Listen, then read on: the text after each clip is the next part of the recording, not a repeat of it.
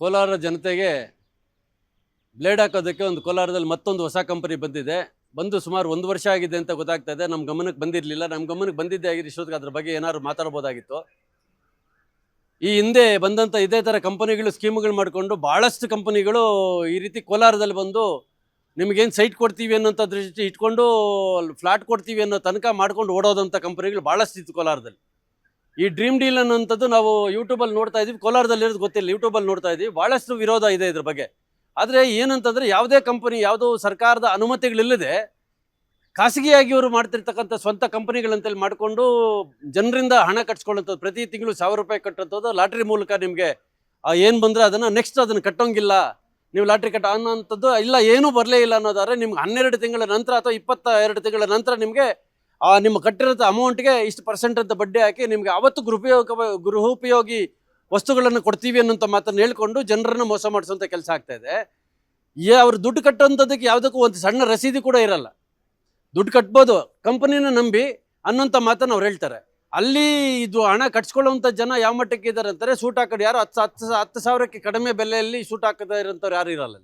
ಆ ರೀತಿ ಮೇಕಪ್ ಮಾಡ್ಕೊಂಡು ಜನರಿಗೆ ನನಗಿವತ್ತು ಕಾರ್ ಬಂದುಬಿಟ್ಟಿದೆ, ಫಸ್ಟ್ ಚೀಟಿ ನಾನು ಕಟ್ಟಿದೆ, ನನಗೆ ಕಾರ್ ಬಂದ್ಬಿಡ್ತು, ನಾನು ಕಂಪನಿಗೆ ಅಡ್ವರ್ಟೈಸ್ಮೆಂಟ್ ಮಾಡ್ತಾ ಇದ್ದೀನಿ, ನನಗಿವತ್ತು ಕಾರ್ ಬಂದಿದೆ. ಯಾವ್ದು ಕಾರ್ ಸರ್? ಕೋಲಾರ ಜನತೆಗೆ ಒಂದು ಒಳ್ಳೆ ಆಫರ್ ತಂದಿದ್ದೀವಿ ಸರ್. ಕೇವಲ 599 ರೂಪಾಯಿಗೆ ಒಂದು ಥಿಯೇಟ್ರು, ಒಂದು ಡೆಕೋರೇಷನ್, ಒಂದು ಟೆಡಿ, ಒಂದು ಫ್ಲವರ್ ಬೊಕ್ಕೆ ಇಷ್ಟು ಕೊಡ್ತೀವಿ ಸರ್. ನಮ್ಮಲ್ಲಿ bride to be, mom to be, wedding anniversary, birthday ಎಲ್ಲಾ ತರ ಹ್ಯಾಪಿ ಮೂಮೆಂಟ್ಸ್ ಸೆಲೆಬ್ರೇಟ್ ಮಾಡ್ಕೋಬಹುದು. ನಮ್ಮ ಅಡ್ರೆಸ್ ಬಂದು Kolar MG road near Axis bank opposite building.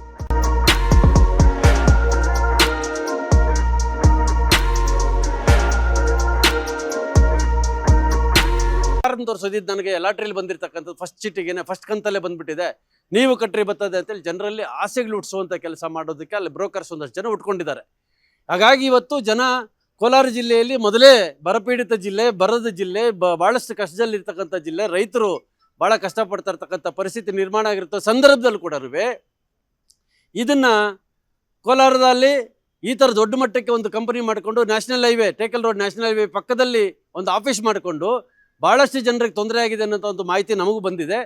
ಹಾಗಾಗಿ ನಾವು ಇವತ್ತು ಹೇಳ್ತಾ ಇದ್ದೀವಿ ಕೋಲಾರ ಜನತೆಗೆ, ದಯವಿಟ್ಟು ಇಂಥ ಕಂಪನಿಗಳನ್ನು ನಂಬೇಡಿ. ನೀವು ಕಟ್ಟುವಂಥ ಹಣಕ್ಕೆ ನಿಮ್ಗೇನಾದ್ರು ಪೂರಕವಾದಂಥ ರಸೀದಿ ಅಥವಾ ಡಾಕ್ಯುಮೆಂಟ್ಸ್ ಏನಾರು ಕೊಟ್ಟಿದೆ ಆದರೆ ಆಥರೈಸ್ ಗೌರ್ಮೆಂಟ್ ಅಥವಾ ಅಲ್ಲ ಅನ್ನೋಂಥದ್ದು ಮಾಹಿತಿ ಕಲೆಕ್ಟ್ ಮಾಡಿಕೊಂಡು ನೀವು ದುಡ್ಡು ಕಟ್ಟಂಥವ್ರಾಗಿ. ನೀವು 1,000 ಕಟ್ತೀರಿ ಯಾವ ಲೆಕ್ಕ ಅನ್ನೋಂಥ ಯೋಚನೆ ಮಾಡಬೇಡಿ. 1,000ಕ್ಕೂ ಬೆಲೆ ಇದೆ ಇವತ್ತು.